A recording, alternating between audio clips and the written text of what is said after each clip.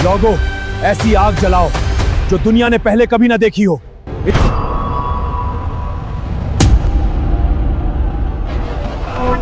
खींचो।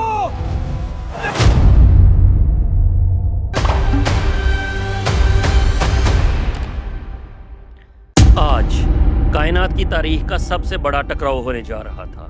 बादशाह नमरूद का हुक्म है। लकड़ियों का एक ऐसा पहाड़ खड़ा किया जा चुका था जिसके शोले आसमान को छू रहे थे, जिसकी गर्मी का ये आलम था कि परिंदे ऊपर से गुजरते तो जलकर राख हो जाते। आग जो एक पूरी कौम ने मिलकर हफ्तों लकड़ियां जमा करके जलाई और एक बंदा खुदा को इस आग में फेंका जा रहा हो, हाथ पांव बांधकर मंजनीक से। तो इस बंदे का रिएक्शन क्या होगा? चीखेगा, फरियाद करेगा या गिड़गड़ाएगा? यहाँ कहानी एक ऐसे इंसान की जिसने उस लम्हे में सिर्फ इतना कहा, हमारे लिए अल्लाह ही काफी है और वो बेहतरीन कारसाज है। हस्बुनल्लाहु व निअमल वकील। और फिर अल्लाह ने वो किया जो कायनात की तारीख में पहले कभी नहीं हुआ था और दोबारा कभी नहीं होगा। कौन था वो बादशाह जिसने ये आग जलवाई? क्या था जुर्म जिसकी पादाश में ये सजा दी गई? क्या गुजरी उस नौजवान पर जिसे फेंका गया इस आग में? चलिए वक्त के पहिए को पीछे घुमाते हैं और चलते हैं कदीम बिबलोन सिविलाइजेशन की तरफ। जमाना है 2000 कबल मसीह। इराक का इलाका जिसे आज मेसोपोटामिया कहा जाता है, दरिया दजला और फरात के दरमियान। बिबलोन की अजीम सिविलाइजेशन अपने शबाब पर थी। ये वो दौर था जब बिबलोन के 10 मंजिला मंदिर, जिन्हें जिगुराट कहते थे, आसमान को छूते थे। कहकशाओं का मुतालिया होता था, सितारों की पूजा होती थी। चांद देवता सिन और सूरज देवता शम्स के नाम पर कुर्बानियां दी जाती थी। बुतसाजी एक मुअज्जज पेशा था और इब्राहीम अलैहिस्सलाम के वालिद आजिर इसी पेशे में थे। इब्ने कसीर रहमतुल्लाह अलैह अल बदाया व निहाया में लिखते हैं, इब्राहीम अलैहिस्सलाम का शहर उर ऑफ कैलाडेनियन था जो आज जनूबी इराक में मौजूद है और आसारे कदीमा में इसकी खुदाई हो चुकी है। इस तहजीब में सैकड़ों देवता थे, लेकिन वहाँ का सबसे बड़ा बादशाह जो खुद भी खुदाई का दावेदार था, उसका नाम था नमरूद। मैं हूँ नमरूद, इस सरजमीन का सबसे बड़ा बादशाह। मेरे हुक्म के बगैर यहाँ कुछ नहीं होता। कुरान पाक में अल्लाह ताला ने सूरह बकरा की आयत नंबर 258 में इसका तज़किरा किया है। क्या तुमने उस शख्स को नहीं देखा जो इब्राहीम से उसके रब के बारे में झगड़ा करता रहा? इसलिए कि अल्लाह ने उसे सल्तनत दी थी। मुफस्सरीन लिखते हैं, नमरूद को अल्लाह ने इतनी बड़ी सल्तनत दी थी कि उसकी फौजें मशरिक से मगरिब तक फैली हुई थी, लेकिन ताकत ने उसे अंधा कर दिया। इसने खुद को खुदा कहना शुरू कर दिया और अपनी रियाया से अपनी पूजा करवाता। इब्राहीम अलैहिस्सलाम के वालिद आजिर वो नमरूद के दरबारी बुतसाज थे। अपने हाथों से लकड़ी और पत्थर की मूर्तियां तराशते और इन्हें बाजार में बेचते थे। इब्राहीम अलैहिस्सलाम जवान हुए तो उन्होंने अपनी कौम के सामने एक अजीब काम किया। कुरान ने इस वाक़े को सूरह इनाम की आयत नंबर 76 ता 79 में बयान फरमाया है। रात हुई, आसमान पर सितारा चमका।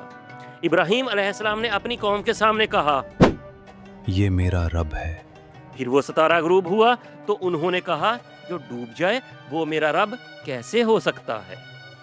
चांद निकला, उन्होंने कहा, ये मेरा रब है। चांद भी डूबा। उन्होंने कहा, अगर मेरा रब मुझे राह ना दिखाए तो मैं गुमराह लोगों में से हो जाऊंगा। फिर सूरज निकला, सबसे बड़ा, सबसे रोशन। उन्होंने कहा, ये मेरा रब है। फिर सबसे बड़ा, सबसे रोशन वो सूरज भी गुरूब हो गया और इब्राहीम अलैहिस्सलाम ने ऐलान फरमाया, मैंने अपना रुख उस ज़ात की तरफ कर लिया जिसने आसमान और ज़मीन बनाए, सबसे अलग होकर, और मैं मुशरिकों में से नहीं। उलमा की राय में ये इब्राहीम अलैहिस्सलाम का इस्तदलाल था। وہ اپنی قوم کو سمجھا رہے تھے۔ خود ابراہیم علیہ السلام کو تو پہلے سے ہی یقین تھا کہ وہ جو دکھا رہے ہیں وہ مخلوق ہے اور مخلوق کبھی خالق نہیں ہو سکتی۔ قرآن میں سورہ الصفات کی آیت نمبر 83 سے 98 تک اور سورہ انبیاء میں 51 سے 70 تک یہ واقعہ تفصیل سے بیان ہوا ہے۔ ابراہیم علیہ السلام کی قوم میں ہر سال ایک بڑا تہوار آتا تھا۔ لوگ شہر سے باہر جاتے، کھاتے پیتے، جشن مناتے اور بت خانہ خالی ہو جاتا۔ لوگوں نے ابراہیم علیہ السلام کو بھی ساتھ چلنے کی دعوت دی۔ انہوں نے کہا میں بیمار ہوں۔ علماء کی رائے میں یہ ایک حکمت عملی تھی۔ لوگ چلے گئے، ابراہیم علیہ السلام اکیلے رہ گئے اور وہ چل پڑے بت خانے کی طرف۔ تاریخ کی کتابوں میں ہے کہ اس بت خانے میں چھوٹے بڑے مل کر 70 سے زیادہ بت تھے۔ سب سے بڑا بت سونے کا تھا، اس کے گلے میں ایک سونے کی زنجیر تھی۔ ان سب بتوں کے سامنے کھانے کی تھالیاں رکھی ہوئی تھیں چڑھاوے کے طور پر۔ ابراہیم علیہ السلام نے ان بتوں کو دیکھا اور طنزیہ کہا، تم کھاتے کیوں نہیں؟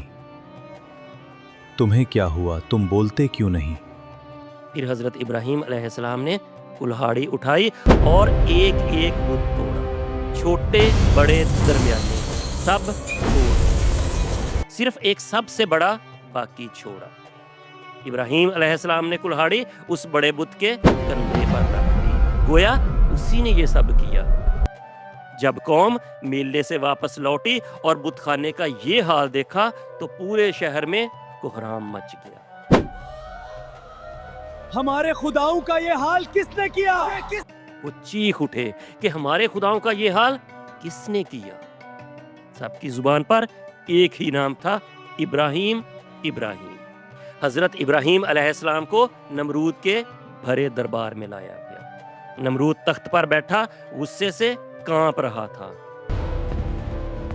ابراہیم، کیا تم نے ہمارے خداؤں کا یہ حال کیا؟ ابراہیم علیہ السلام نے وہ تاریخی جواب دیا جس نے پوری قوم کی عقل پر تمانچہ مارا۔ بلکہ یہ حرکت تو اس بڑے بت نے کی ہے۔ اگر یہ بول سکتا ہے تو اسی سے پوچھ لو۔ یہ سن کر پوری قوم شرمندہ ہو گئی اور وہ دل ہی دل میں قائل ہو گئے کہ یہ بت تو بول ہی نہیں سکتے تو یہ خدا کیسے ہو سکتے ہیں؟ لیکن ضد، انا اور نمرود کے خوف نے انہیں سچ قبول کرنے نہ دیا۔ نمرود نے اپنی شکست کو چھپانے کے لیے کائنات کا سب سے ہولناک فیصلہ سنا دیا۔ اسے جلا دو اور اپنے خداؤں کی مدد کرو۔ مدد کرو اگر تم کچھ کرنے والے ہو تو۔ فیصلہ ہو چکا تھا، اب نمرود نے اپنی انا کا سودا کر لیا تھا۔ روایات میں آتا ہے کئی مہینوں تک پورے ملک سے لکڑیاں اکٹھی کی گئیں، یہاں تک کہ اگر کوئی عورت بیمار ہوتی تو وہ منت مانگتی، اگر میں ٹھیک ہو گئی تو میں ابراہیم کو جلانے کے لیے لکڑیاں جمع کروں گی۔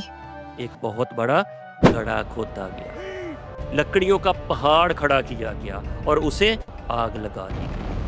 تاریخ لکھتی ہے کہ یہ انسانی تاریخ کی سب سے بڑی آگ تھی جس کے شعلے کئی کلومیٹر دور سے دیکھے جا سکتے تھے۔ آگ اتنی شدید تھی کہ کوئی انسان اس کے قریب جانے کی ہمت نہیں کر سکتا تھا۔ تو پھر ابراہیم علیہ السلام کو اس میں ڈالا کیسے جائے؟ نمرود کے انجینئرز پریشان تھے کہ اس آگ کے پاس جایا کیسے جائے۔ تب شیطان ایک انسانی روپ میں آیا اور اس نے منجنیق بنانے کی ایک ترکیب بتائی، ایک ایسی مشین جو دور سے ہی کسی چیز کو ہوا میں اچھال کر آگ کے اندر پھینک دے۔ حضرت ابراہیم علیہ السلام کو زنجیروں میں جکڑ کر منجنیق پر لاد دیا گیا۔ وہ اکیلے تھے، زمین پر ان کا کوئی یار و مددگار نہیں تھا، لیکن آسمانوں پر فرشتے بھی یہ منظر تجسس سے دیکھ رہے تھے۔ جب ابراہیم علیہ السلام کو ہوا میں اچھالنے کا وقت آیا تو کائنات کی سب سے طاقتور مخلوق روح الامین حضرت جبرائیل علیہ السلام ہوا کے دوش پر اڑتے ہوئے آئے، آپ کے پاس پہنچے، فرمانے لگے، اے ابراہیم، کیا آپ کو میری کوئی حاجت ہے؟ کیا میں آپ کی کوئی مدد کروں؟ ذرا اس مقام پر خلیل اللہ کے ایمان کا لیول دیکھیے۔ ہوا میں معلق ہیں، نیچے آگ کا سمندر تپ رہا ہے، مدد لانے والا جبرائیل جیسا فرشتہ ہے۔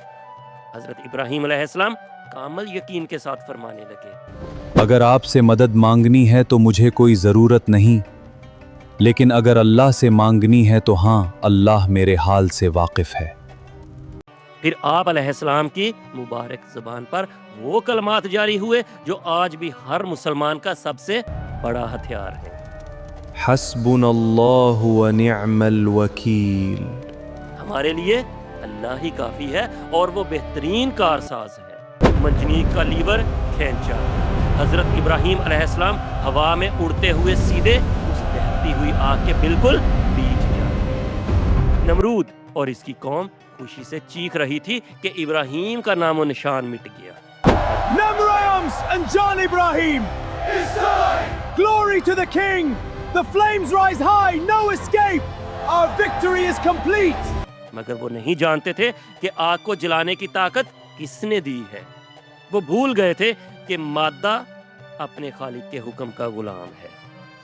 جیسے ہی ابراہیم علیہ السلام کے قدم اس آگ کو چھونے لگے، عرش بری سے کائنات کے مالک نے آگ کو ایک ایسا حکم دیا جس نے فزکس کے تمام قوانین کو ملیا میٹ کر دیا۔